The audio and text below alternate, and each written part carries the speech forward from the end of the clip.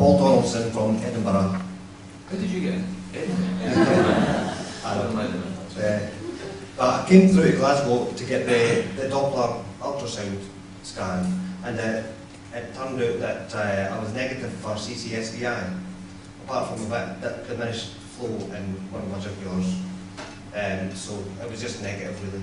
So I just wonder if that's the end of the story as far as CCI. Well, actually, I think that, as you would expect, initially we were getting 80% positivity, and as time's gone on and experience and more training, it's gone up. So I think in your case and anyone else who's in that situation, we'd be happy to rescan you free, just as a because Vic isn't here, Vic Fernando, and I'm absolutely sure he would say that.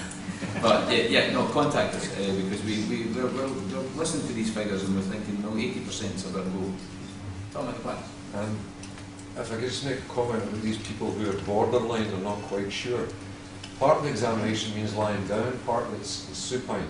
But we don't live like that. We're actually dynamic, walking, moving beings. So the whole hemodynamics alters as soon as you move. So you may well, in the test, say borderline, but when you're actually up walking around, you may well be compromised. Yeah, and I think it's what we do now is the answer to that question, and contact us and we'll get that organised. So, Stephen Murphy, I want to go back to the previous question about the ballooning. Not really a rumour, but it was a statement that was made on one of the websites saying that the double ballooning, or the expanded ballooning, actually works better. You've quoted 30% after the restenosis. I've heard that you make the balloon bigger, that done the double, and there's a less likelihood of the restenosis happening. Is that true? Because it was just a rumour that I heard last week when nobody could confirm it. The best panel in front of me to answer the question.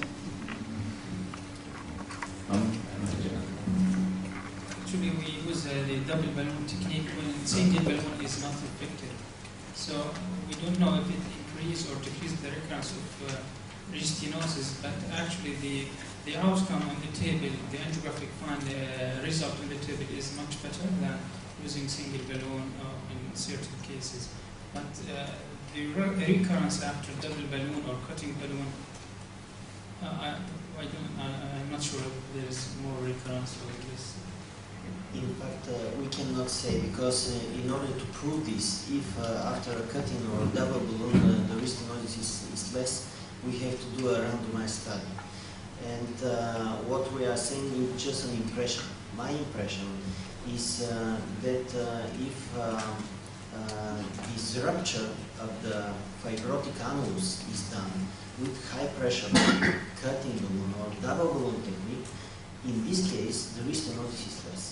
If there is a big residual stenosis, resistant that didn't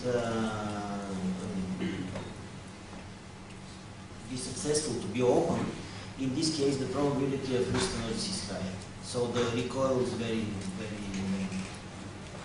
So the lady with the microphone, have you got the mic for no reason? No. You want to ask a question? Just sing. My name is Sajni Gill. I also had the scan performed in July and I came back negative. But that's not about my question. I was wondering, those people who are I'm not seriously disabled at the moment. I have mobility problems. I walk with a stick. I was wondering, those people that are able to improve their condition quite substantially through diet and supplementation, means not by taking conventional drugs, but just through their own means. Do they not have CCSVI, or is it that the vein abnormalities can be affected through those means? See Judy's eyes lighting up here. Yeah, can we just wait till the mic comes down, Judy, so we can capture it? Anybody want to comment on that? It's only a personal opinion. For me, the CCSVI is the primary condition. So Dr. Simka showed very nicely that even into the late stage of the disease, the veins are not more diseased than in the beginning. So nothing can improve the status of the veins, the disease, nor the supplements, nor the medication.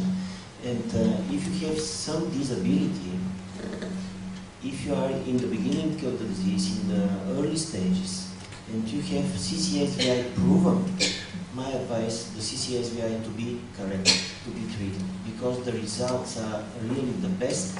Our results, our proper results, are the best in the earliest stages of the disease. How would you explain the improvement then of someone who is in a wheelchair perhaps and is able to reverse their symptoms? As Marian said, the MS is a fluctuating disease, and in fact, in the natural history of the disease, natural evolution, this is absolutely described. So nothing fantastic. Judy? This is a follow-on question to the lady who was speaking just now, and also to the gentleman from Edinburgh.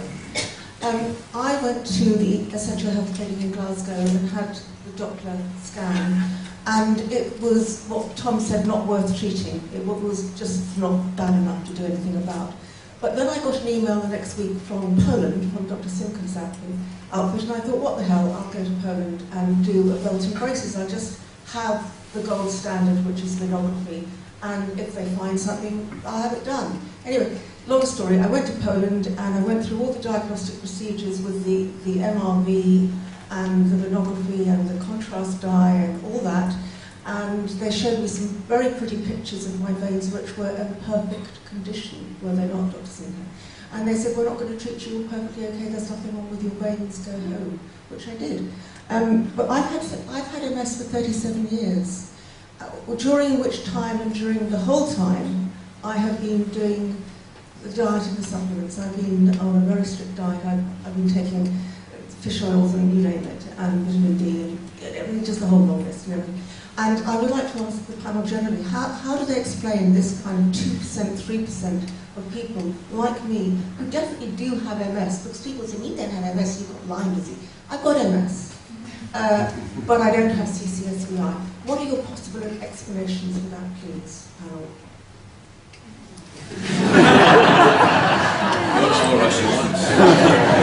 I knew this question was coming, so I don't know the exact answer.